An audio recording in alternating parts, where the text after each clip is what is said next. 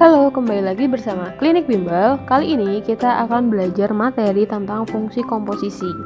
Nah, sebelum itu mari kita cek terlebih dahulu apa sih kodomain, domain, range, sama himpunan. Kita kasih contoh, misalkan ini ada daerah pemetaan seperti ini. Kemudian ini ada angka 1, ada angka 2, ada angka 3, kemudian di sini ada A, ada B, ada C, lalu ada D. Kemudian angka 1 ini akan menuju ke arah A. Misalkan seperti ini. Angka 2-nya ke arah B dan angka 3-nya ke arah C. Oke. Di sini yang bagian A, itu kita sebut sebagai domain. Domain itu artinya adalah daerah asal. Jadi kalau ditanyakan domainnya berapa, domainnya apa aja, maka kita tuliskan domainnya itu adalah 1, 2, dan 3. Kemudian untuk B itu kita sebut sebagai kodomain. Untuk kodomain artinya itu adalah daerah kawan atau daerah lawan. Kalau kita rincikan berarti A, B, C, D itu merupakan daerah kodomain. Kemudian ada yang disebut sebagai range. Range itu apa, Kak? Range itu adalah daerah hasil. Jadi kalau ditanyakan berdasarkan pemetaan A sama B, daerah hasilnya apa aja?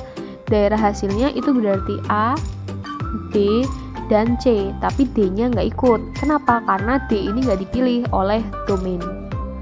Kemudian, kalau misalkan mau menuliskan himpunan dari pemetaan di atas, kita bisa tuliskan 1 pasangannya dengan A, lalu 2 pasangannya dengan B, dan 3 pasangannya dengan C. Nah, itu yang disebut domain, kodomain, range, sama himpunan. Sekarang kita masuk ke dalam syarat fungsi. Jadi syarat fungsi atau syarat yang dikatakan sebagai fungsi itu adalah domain harus punya pasangan dan tiap satu domain. Maksudnya bagaimana, Kak? Oke, kita contohkan. Misalkan di sini ada pemetaan seperti ini. Di sini ada angka 1, di sini 2, di sini 3, di sini A, di sini B, di sini C. Kalau di sini berikatan sama A, terus di sini berikatan sama B, gini, kemudian 2-nya di C, 3-nya juga di C. Ini bukan fungsi. Kenapa bisa kayak gitu? Karena di domain itu bercabang. Nah, seharusnya nggak boleh. Jadi kalau domain nggak boleh bercabang.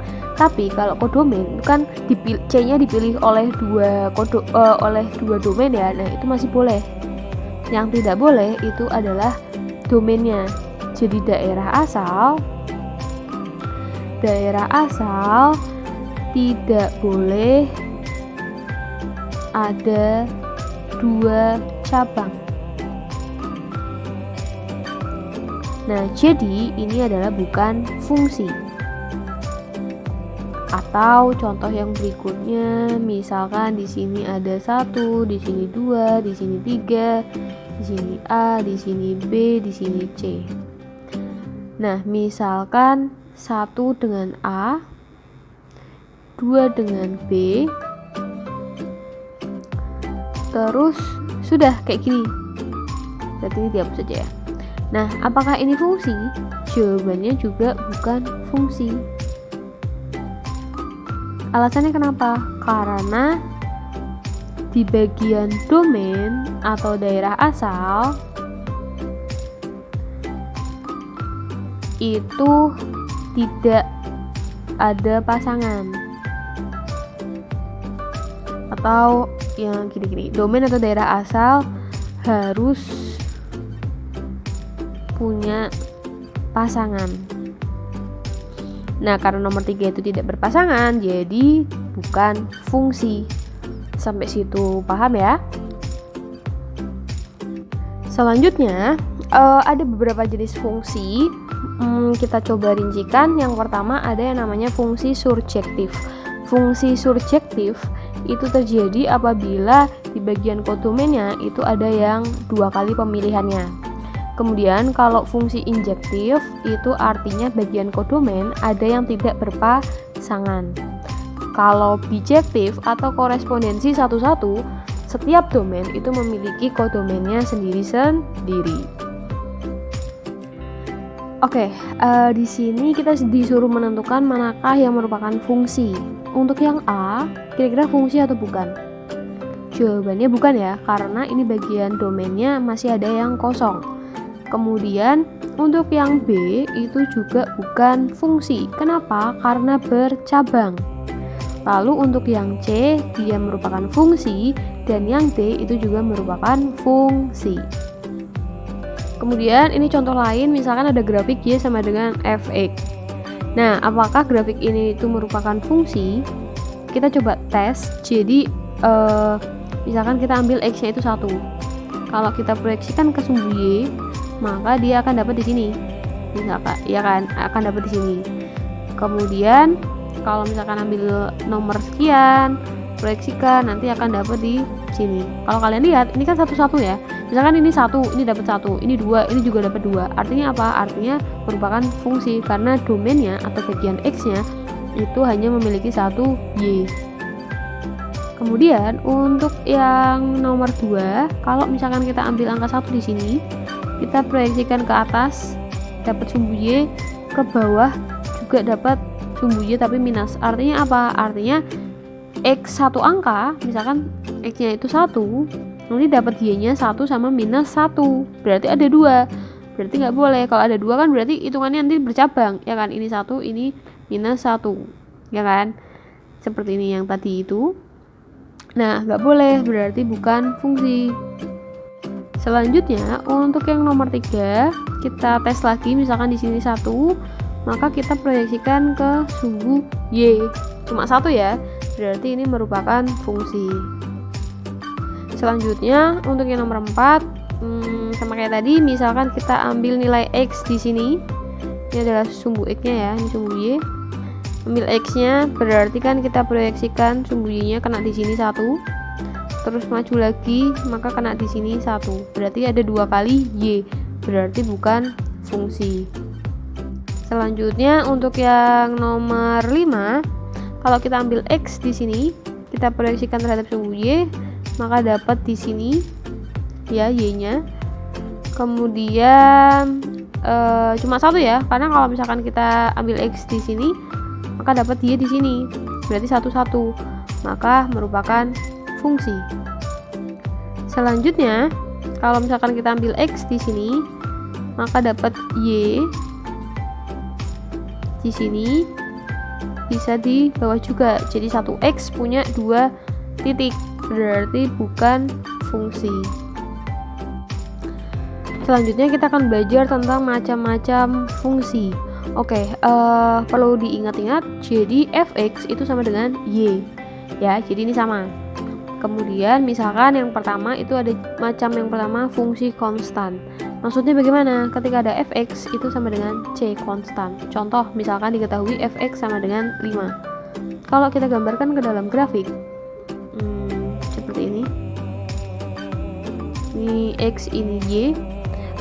Fx sama dengan 5 itu kan berarti y-nya sama dengan 5, ya kan? Berarti kita bikin garis ke sini. Ini adalah y sama dengan 5. Nah, nanti akan seperti ini. Selanjutnya untuk fungsi identitas, artinya itu adalah y sama x-nya itu bernilai sama. Maksudnya gimana? Diketahui y atau fx itu sama dengan x. Jadi kalau nanti kita gambarkan, mungkin bisa kita gambarkan seperti ini. Kalau x-nya 1, maka y-nya akan dapat 1. Kalau x-nya 2, maka y-nya juga akan dapat 2. Jadi kalau X-nya 3, Y-nya akan dapat 3 juga. Jadi kalau kita hubungkan nanti akan seperti ini. Ini X, ini Y. Selanjutnya ada juga yang namanya fungsi linier. Bentuknya itu adalah fx sama dengan ax plus b. Kalau untuk menggambarkan ke dalam grafik kita butuh titik bantuan. Misalkan seperti ini. Kita umpamakan, misalkan ketika x-nya 0, kita kasih contoh ya. Misal min 2x plus 6. Kalau x-nya 0, masukkan ke dalam sini, berarti nanti min 2 dikali 0 ditambah 6, maka akan didapatkan berapa? 6. Berarti y-nya 6. Kemudian misalkan lagi, sebentar, ini fx, x-nya kita ganti 0 ya. Kalau misalkan kita ganti 3, maka min 2 dikali 3 tambah 6 sama dengan 0. Berarti ketika x-nya itu 3, nanti y-nya akan didapatkan 0. Setelah itu barulah kita bisa menggambarkan grafiknya, dimana ketika x-nya 0, y-nya itu adalah 6, dan ketika x-nya itu 3, y-nya itu 0. Berarti di sini. Oke, kurang lebih di situ ya.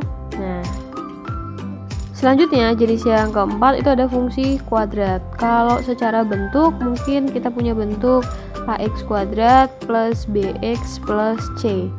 Nah, kita kasih contoh, misalkan fx-nya itu adalah x kuadrat min 2x min 3.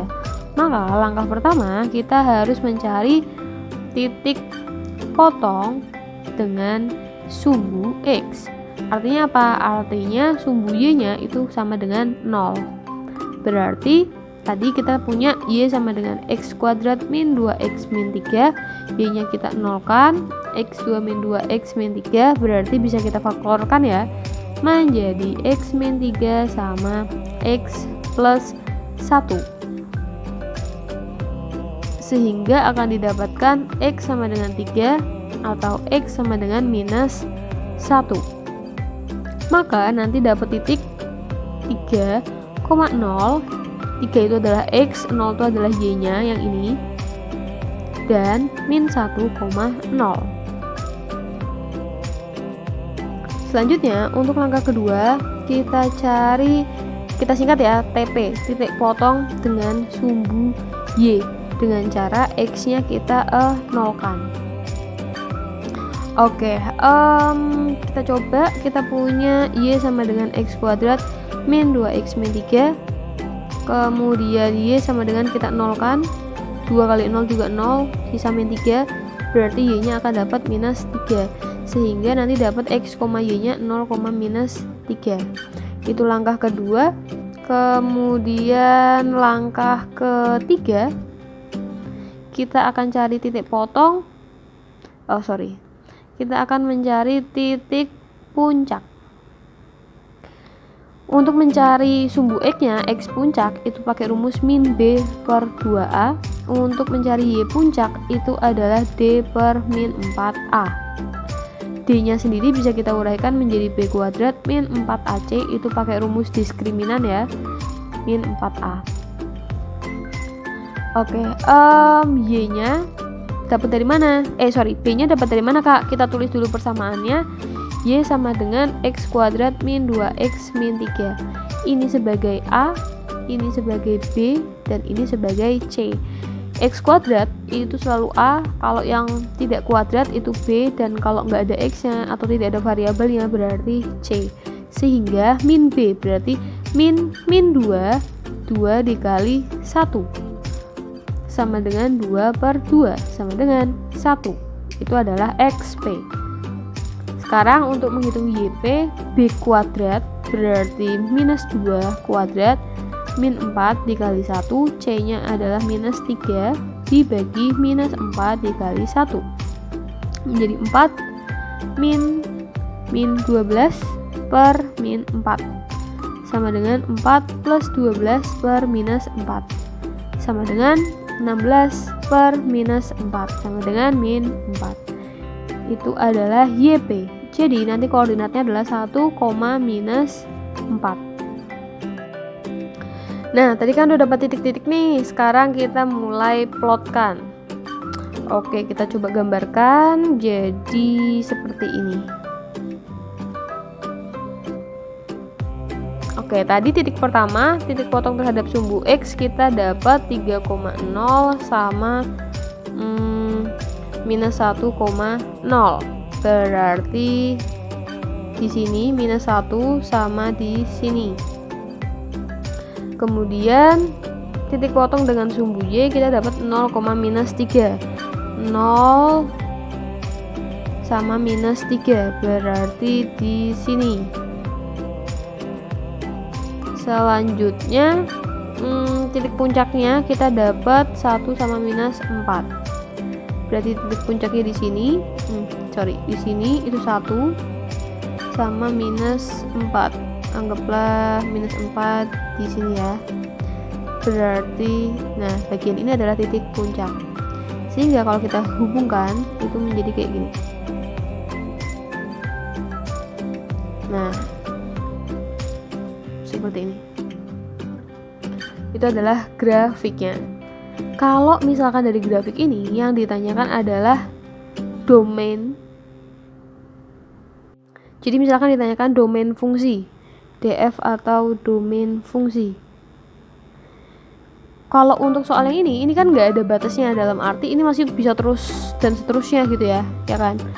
Sehingga kita bisa tuliskan df-nya itu x, dimana x-nya itu semua bilangan real atau tidak terbatas. Ini jika tidak ada gini ya, jika tidak ada batas.